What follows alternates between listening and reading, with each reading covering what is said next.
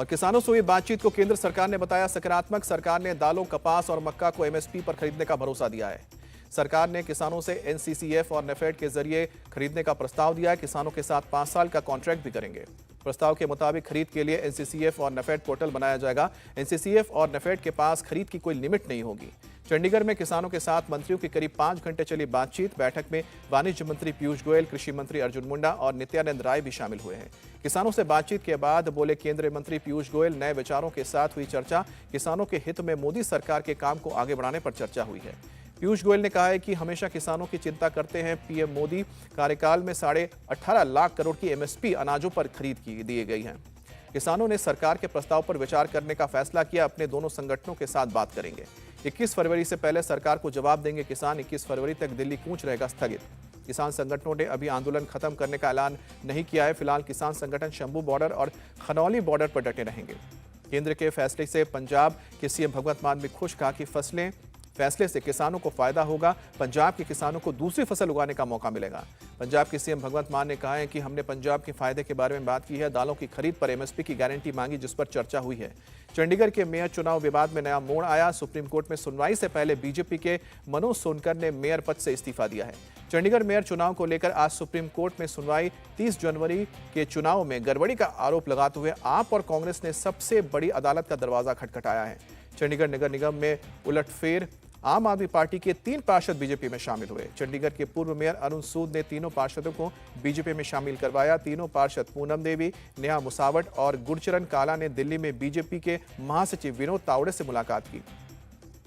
BJP में शामिल होने वाले पार्षदों में आम आदमी पार्टी को बताया फर्जी। कहा कि पीएम मोदी के कामों से प्रेरित होकर बीजेपी में शामिल हुए हैं। आज यूपी दौरे पर जाएंगे प्रधानमंत्री मोदी। संभल और लखनऊ का दौरा करेंगे। सुबह करीब 10:30 बजे संभल जिले में श्री कालकी धाम मंदिर का शिलान्यास करेंगे प्रधानमंत्री। मंदिर के मॉडल का अनावरण किया जाएगा। सभा को भी संबोधित करेंगे। प्रधानमंत्री के कार्यक्रम में कई संत और धार्मिक नेता भी शामिल होंगे। श्री कालकी धाम निर्माण ट्रस्ट के अध्यक्ष आचार्य प्रमोद कृष्णम ने न्योता दिया था। पीएम मोदी आज 10 लाख करोड़ की सौगात देंगे। लखनऊ में 14,000 प्रोजेक्ट को हरी झंडी भी दिखाएंगे। पीएम मोदी के लखनऊ दौरे से पहले खूबसूरत लाइटों से और फूलों से सजाया गया है शहर। पीएम मोदी के कालकी धाम आने को प्रमोद कृष्णम ने बताया गर्व की बात। कहा कि कभी कांग्रेस ने 6 साल की उन्हें निष्कासित किया है। बीजेपी का 2 दिवसीय राष्ट्रीय अधिवेशन रविवार शाम समाप्त हुआ। पीएम मोदी ने कांग्रेस को अस्थिरता, परिवारवाद और करप्शन की जननी बताया। पीएम ने कांग्रेस पर साधा निशाना। कहा कि कांग्रेस ने सेना के पराक्रम पर सवाल उठाया है। उसको भारत की शक्ति और विश्वास पर भरोसा नहीं है। पीएम मोदी का कांग्रेस पर आरोप आज भी रच रही है। साजिशें। मोदी पर झूठे आरोप लगाना कांग्रेस का एकमात्र एजेंडा है। बीजेपी कार्यकर्ताओं से पीएम की अपील, 100 दिन में सभी वोटर तक पहुंचना है। सबके प्रयास से सबसे ज्यादा सीट बीजेपी को मिलेंगी। पीएम मोदी ने अपनी सरकार के कामों को गिनाया है। कहा कि देश को आतंक और घोटालों से मुक्ति दिलाई गई है। पीएम मोदी ने कहा है कि सत्ता भोग के लिए तीसरा टर्म नहीं चाहिए। देश के संपूर्ण विकास के लिए बीजेपी की जीत जरूरत है। पीएम मोदी ने कहा कि विकसित भारत का भविष्य भाग्य के भरोसे नहीं होगा। हर क्षेत्र के विकास पर हमारा फोकस है। अपने संबोधन में पीएम मोदी ने राम मंदिर, आर्टिकल 370 और महिला सशक्तिकरण का जिक्र किया। कहा कि आज गरीबों के घर बन रहे हैं।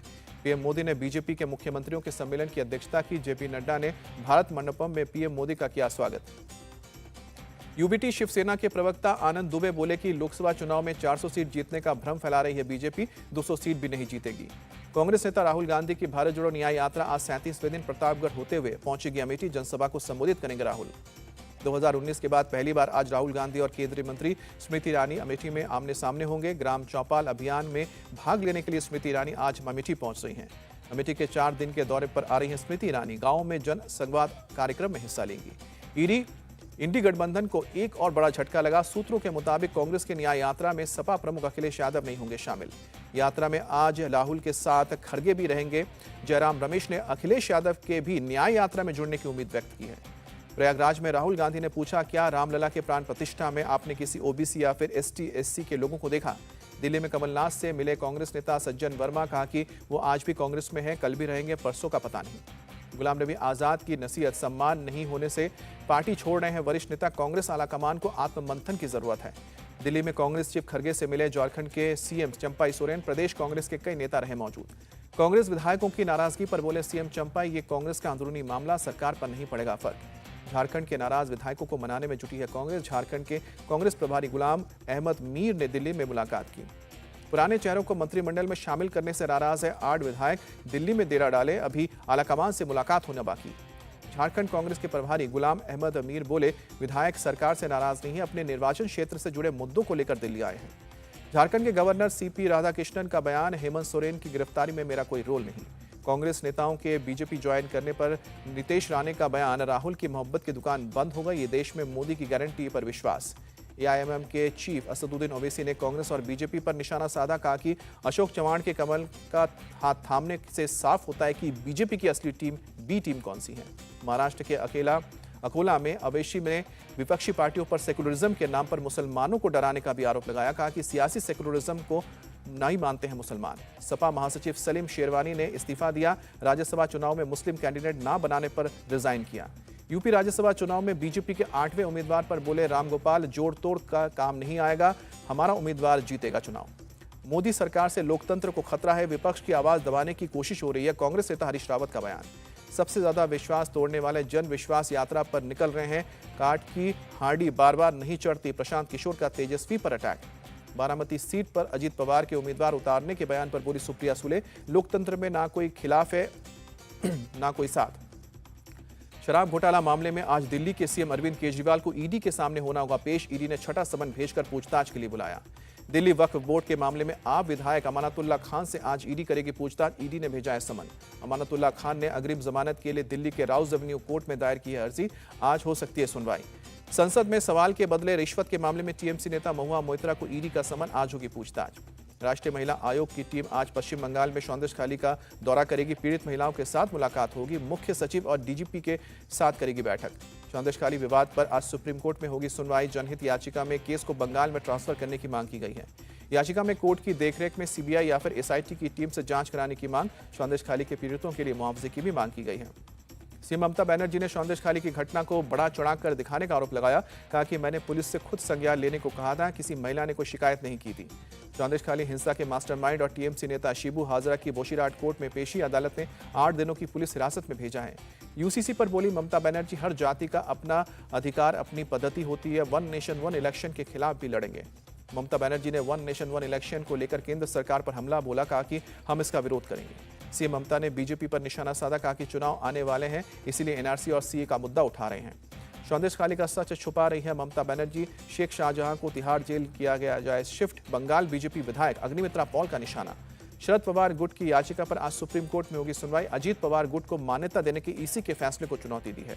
अजीत गुट की एससीपी ने अल्पसंख्यक विश्वास सम्मेलन का आयोजन किया, अजीत पवार ने संबोधित किया। डिप्टी सीएम अजीत पवार ने अल्पसंख्यक समाज को दिया भरोसा, कहा कि आपके विकास के लिए बेहतर कदम उठाए जाएंगे। सपा नेता अबू आजमी ने यूसीसी को इस्लाम के खिलाफ बताया, कहा कि नफरत पैदा कर वोट लेने की कोशिश हो रही है। यूपी के कानपुर में 25,000 का इनामी बदमाश गिरफ्तार। पुलिस और बदमाश के बीच एनकाउंटर के बाद पुलिस ने किया अरेस्ट। पुलिस के रोके जाने पर बदमाश ने की फायरिंग। पुलिस की जवाबी कार्रवाई में बदमाश के पैर में गोली लगी। यूपी सिपाही भर्ती परीक्षा में पेपर लीक के दावे पर UP police recruitment and promotion board के ओर से सफाई दी गई। आरोप की गहनता से जांच की जाएगी। उत्तर प्रदेश एसटीएफ की बड़ी कार्रवाई, पुलिस भर्ती परीक्षा में शामिल सॉल्वर गिरोह के 3 सदस्यों को गिरफ्तार किया। अलग अलग जिलों से की गई गिरफ्तारी, सभी से की जा रही है पूछताछ। फिरोजाबाद में पुलिस भर्ती परीक्षा में शामिल सॉल्वर गैंग के 20 सदस्य गिरफ्तार, 2 कांस्टेबल भी शामिल। गिरफ्तार आरोपियों में से कुछ बिहार के रहने वाले सॉल्वर के रूप में लाए गए थे।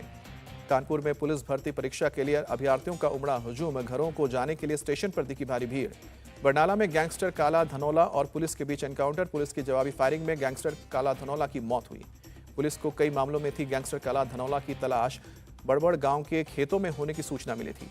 एनकाउंटर में गैंगस्टर के 2 साथी भी घायल हुए, एक इंस्पेक्टर समेत 2 पुलिस अधिकारी घायल। मौके से अवैध हथियार और मैगजीन बरामद। आंध्र प्रदेश के अमरावती में टीडीपी जनसेना का प्रदर्शन, अवैध बालू खनन के खिलाफ मोर्चा खोला। महाराष्ट्र के मुख्यमंत्री एकनाथ शिंदे ने चेंबूर में शिवाजी महाराज की प्रतिमा पर माल्यार्पण किया। शिवाजी महाराज की जयंती के मौके पर नमन किया। नागपुर में छत्रपति शिवाजी की मनाई गई जयंती, भारी तादाद में पहुंचे समर्थक, जमकर की गई आतिशबाजी। अयोध्या में भारी तादाद में रोज पहुंच रहे श्रद्धालु, सुबह सुबह लग रही है लंबी कतार, भक्त कर रहे हैं रामलला के दर्शन। हिमाचल प्रदेश के रोहतांग में अटल सुरंग के पास हुई बर्फबारी, पर्यटकों के खिले हैं चेहरे। दिल्ली में गार्डन ऑफ 5 सेंसेस में गार्डन टूरिज्म को फेस्टिवल का आयोजन हुआ, लोगों को यहां पर भीड़ दिखा। मध्य प्रदेश के छिंदवाड़ा में लहसुन की बढ़ती कीमतों के बाद किसानों ने खेतों में लगाए हैं सीसीटीवी कैमरे, फसल की ऊपर सुरक्षा के लिए कदम उठाए गए हैं। राजकोट टेस्ट जीतकर भारत ने इंग्लैंड पर बनाई बढ़त। सीरीज में 2-1 से आगे इंग्लैंड को 434 रनों के बड़े अंतर से शिकस्त दी। रविंद्र जडेजा और कुलदीप यादव की फिरकी में फंसे इंग्लैंड के खिलाड़ी दूसरी पारी में 122 रनों पर ढेर की इंग्लिश खिलाड़ी। भारत ने जीत के लिए 557 रनों का लक्ष्य दिया था। चौथे दिन खेलने उतरी इंग्लैंड की टीम भारतीय गेंदबाजों के सामने घुटने टेकती नजर आई। राजकोट में रविंद्र जडेजा का बल्ला और गेंद दोनों ने कमाल किया, बने प्लेयर ऑफ द मैच। पहली बार शतक के साथ ही दोनों पारियों में झटके 7 विकेट। इंग्लैंड की तरफ से मार्कवुड ने सबसे ज्यादा 33 रन बनाए। बेन फोक्स और हार्टली ने 16-16 रन बनाए। भारत की तरफ से रविंद्र जडेजा ने 5 विकेट लिए। कुलदीप यादव को 2 विकेट मिले। बुमराह और अश्विन को 1-1 विकेट। भारत की दूसरी पारी में यशस्वी जायसवाल का दोहरा शतक। जायसवाल ने 214 रन की पारी खेली। शुभमन गिल को 91 रन की पारी खेली। सरफराज दूसरी पारी में धुआंधार बैटिंग पर नाबाद 68 रन बनाए। कुलदीप यादव ने 27 रन जोड़े। यशस्वी जायसवाल ने एक टेस्ट सीरीज के लगातार 2 मैच में लगाए दोहरा शतक। वीनू माकड़ और विराट कोहली के बाद तीसरे खिलाड़ी बने। यशस्वी जायसवाल ने बनाया विश्व रिकॉर्ड। एक टेस्ट सीरीज में सबसे ज्यादा 20 छक्के लगाए। रोहित शर्मा के 19 छक्कों का रिकॉर्ड तोड़ा। यशस्वी जायसवाल ने राजकोट टेस्ट में लगाए 12 छक्के। एक मैच में सबसे ज्यादा छक्के लगाने वाले वसीम अकरम के रिकॉर्ड को भी तोड़ा। सरफराज खान ने डेब्यू टेस्ट की दोनों पारियों में लगाया अर्धशतक। सुनील गावस्कर, दिलावर हुसैन और श्रेयस अय्यर के बाद चौथे खिलाड़ी बने। भारतीय कैप्टन रोहित शर्मा ने की सरफराज खान की तारीफ, कहा कि उसके अंदर रनों की भूख है। कुलदीप यादव ने इंटरनेशनल क्रिकेट में लगाया पहला छक्का। कुलदीप ने दूसरी पारी में टॉम हॉटलर की गेंद पर सिक्सर मारा। इंग्लैंड पर जीत के बाद भारत WTC रैंकिंग में दूसरे नंबर पर पहुंचा। भारत ने ऑस्ट्रेलिया को तीसरे नंबर पर ढकेला। न्यूजीलैंड पहले नंबर पर काबिज।